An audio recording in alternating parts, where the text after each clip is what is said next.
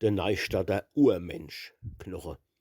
Wie bekannt fand die Geschichte von dem Knochen des Homo neustadensis, den man bei den Kanalisationsarbeiten in Neustadt entdeckt zu haben glaubte, ein vielbelachtes Ende.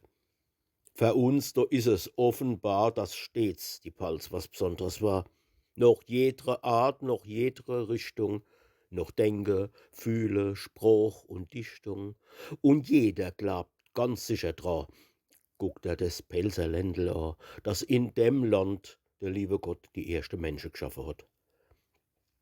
Natürlich hat man drum sich gestritten, denn andere haben es nicht gelitten, dass in de Sunnisch Pals am Rai die Menschheitswieg soll gestanden sei.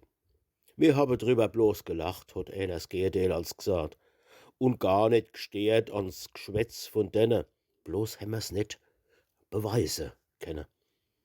Auf einmal hat im Lehm ganz unten bei Neustadt man einen Knochen gefunden. Das war ein Kalkwidderkeidel.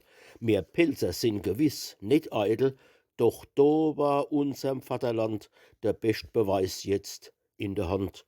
Denn Sellerknoche groß und schwer stammt bloß vom Pelzer Urmensch her. Natürlich, Männl, ist des so, betracht einmal den Knotze da. Der Schieberknoche, alt und dick, warm, liebe Gott, sein Meisterstück. So hat ganz Neustadt stolz gerett. Man hat gejubelt die Wett, von wegen me Knoche, wegen me Große, sich wie ein Schweinsblos aufgeblose. Ach Gott, was war jetzt des ein Grattel bei Schösch und Peter, Frenz und Kattel? Die sind jetzt jo fast iwergeschnappt. Was habe die versprich verzappt? Das war jo wirklich zum Verknalle, s war nimmi mit ne auszuhallen. Na, es war ja auch wirklich gar nicht ohne, wann man noch Jahre, noch Millionen Ton Knochen findet, im Lehm versteckelt, das kennt's die Tatsache mehr bemäkelt, dass schon der Adam offenbar der erste Mensch in Neustadt war.